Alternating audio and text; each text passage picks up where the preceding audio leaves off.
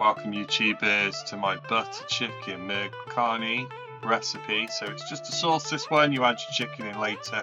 Very versatile, put it in the freezer. You can see all the basic ingredients there. Lots and lots of cool stuff. I always lay it out first to get it all ready, which makes it simple. We blitz it all, we blend everything we need to do, and then we just chuck it all in a pan. Let's see how it goes. Okay, butter's in. Bit of ghee, bit of butter, bit of a mixture so it doesn't burn.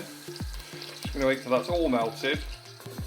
Okay, so gentle fry off. I've got my lemon in, my tomato puree. That's going to go in. All the spices all in one go.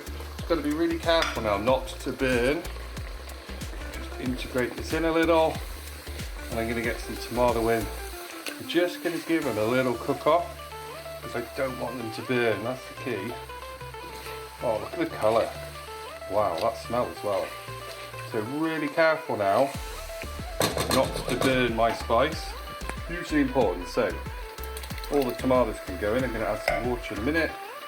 This will cool it all down. So all the tomatoes, and then we're going to add some water in a second. And there we have it. So I'm going to come back in a second. This is a two-handed job.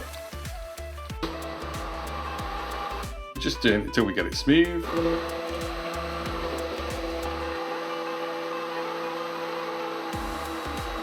That is it.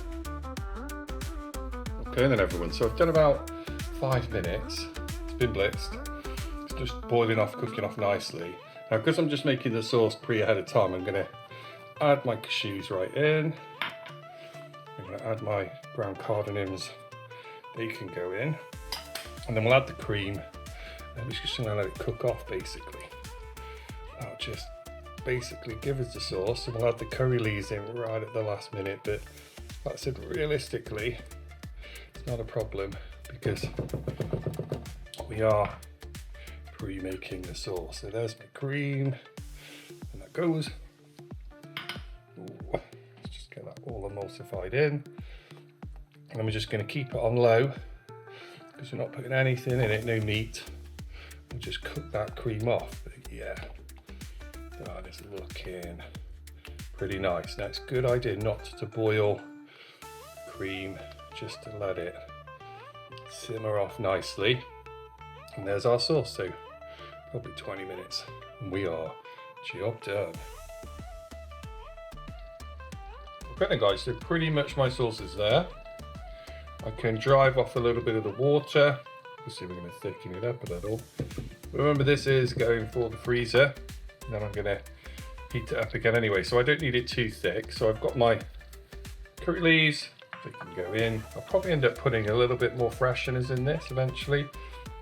And remember, of course, if I'm going to do, say, chicken tikka or something like that, the chicken tikka is going to have its own spices. Oh man, the smell of those curry leaves, really nice. So that's basically there. I'm just going to let it cook off a little bit more. Remember, of course, if you cook it, freeze it and cook it again, it always tastes better. It's always going to soften, but I just want to get those cashews to be cooked through. You don't want to feel a grainy feel in your mouth, and then we're good to go. But that is looking very nice. So there you go. That is a butter chicken sauce. Really simple to do. You should always do it in a batch.